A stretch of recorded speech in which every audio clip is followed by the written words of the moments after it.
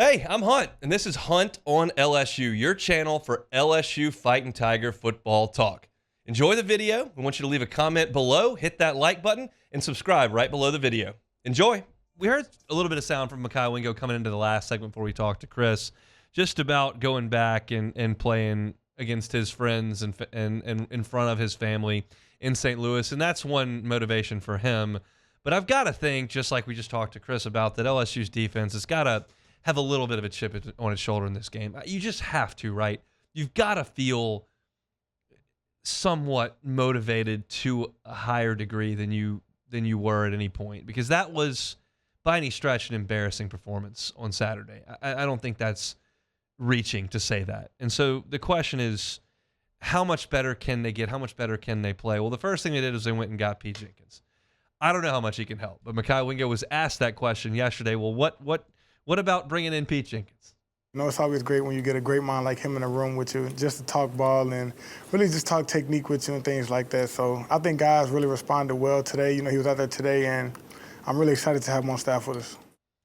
I went through all the stats back on Tuesday about LSU's defensive front and their lack of production to this point. It's been staggering just how little they've gotten out of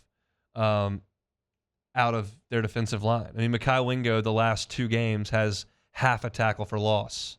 Mason Smith doesn't have a sack this year. He hadn't made more than 2 tackles in any game.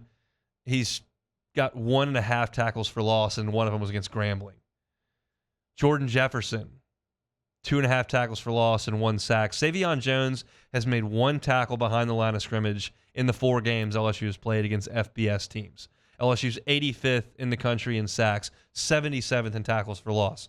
They're just not getting anything out of their defensive front, and that should change. I don't know if Pete Jenkins can wave a magic wand and make it happen, but it ought to be better than that. So the question is, what is Pete Jenkins stressing to this group? Just got to clean up our eyes and focus on really getting off the ball, crowding the ball more, and really being disruptive in the backfield and making things easier for the linebackers. You know, that's the emphasis this week, and that's what we plan on doing this upcoming game. There's been a lot made of how far off the ball LSU's lining up. T-Bob's talked about it a good bit. I've seen some people post pictures on Twitter or this and that. And then I've seen people counter it and come back and point to an NFL team that's lined up exactly the same. That's a little over my skis, where the defensive line needs to be lined up, if they're bull rushing, or if they're doing a regular pass rush technique, if they're playing some games up front and looping guys around. That'd be for someone else to talk about. But it wouldn't surprise me at all if you saw LSU line up a little closer to football this week. That would seem to be something that's probably going to happen. The question is, can you do a better job of winning at the line of scrimmage and getting back there and getting some tackles for loss and getting some pressure on the quarterback and getting some sacks and helping to change the game? Because if LSU lets Brady Cook sit there and throw the football, it's probably not going to go well. At the beginning of the show, I laid out Brady Cook's numbers.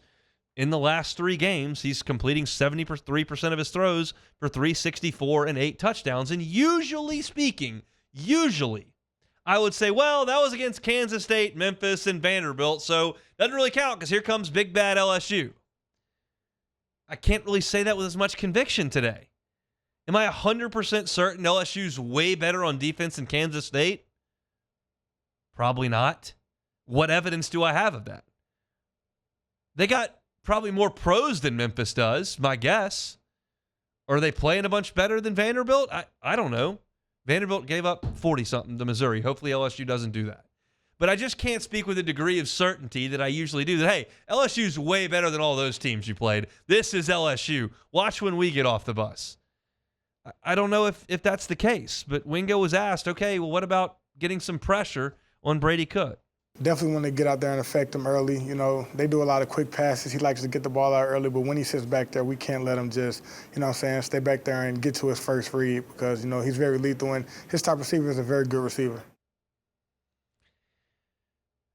All that said, it feels to me like LSU's best chance to improve the defense is to play better at defensive line. It doesn't feel to me like you're going to get significantly better in the secondary. Maybe they do. It doesn't feel that way to me. It feels to me like they can get better on the defensive front. I've seen Mekhi Wingo do some really nice things in 2.5 years of college football. I've seen Harold Perkins do really good things in a year and a half of college football.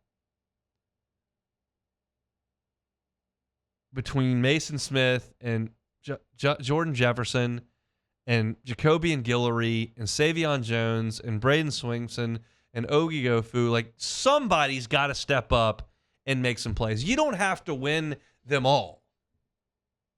You just need to win a couple and the right ones. Get back there on a 3rd and 7. Make a guy miss in the drive. They had 1,000,000 third downs last week. They had 16 third downs last week.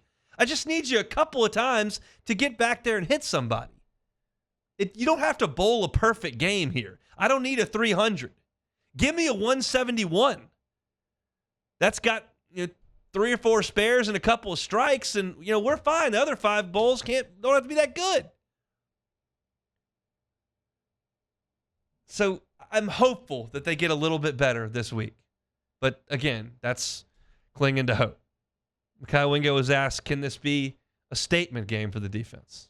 We come in every game hoping to win, and this is definitely going to be a statement game for us, one that, we really want to win after coming off of a loss like that, and just really putting our identity on film and showing who we really are. I don't know if there are a lot of statement games at 11 o'clock in the morning against Missouri. That doesn't seem to be 1 + 1 = 2 there. But they can certainly make themselves feel a lot better. They can win a game, and they can come back home with a little more confidence than they had when they left Oxford. If by statement game that's what you mean, then I'll get on board with it. This ain't beating Alabama. This isn't holding Tennessee to 13 points. This isn't shutting down Caleb Williams. This is Missouri still. But it doesn't mean that you can't take some strides. And I keep coming back to this word, and it's a word I used for the opener, and it's a word I used going into Ole Miss. I'm hopeful, but they're just going to have to do it.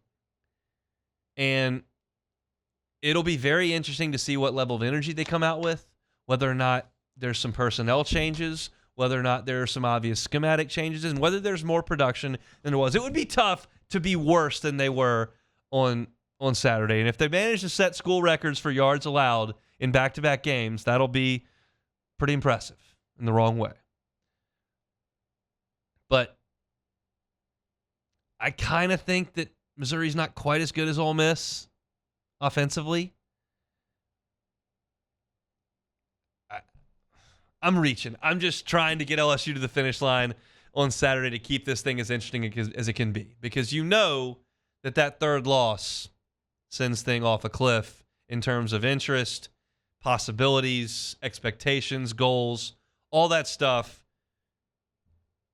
gets folded up nicely and tucked into a closet until next August if you lose your 3rd game. Atlanta, no.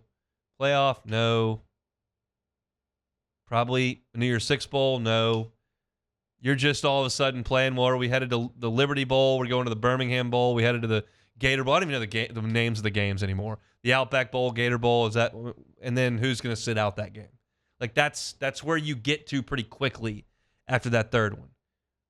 You beat Missouri, and you come home and set up a nice environment against Auburn. All of a sudden, things feel a little bit differently. It all kind of hinges right there. So LSU's got that on its racket. They got to go up there to Columbia and play a little bit better. Hey, thanks for watching Hunt on LSU. Before you get out of here, do us a couple of favors. Hit that like button, leave your comments below, and subscribe to the channel for all your Fighting Tiger football talk. See you next time.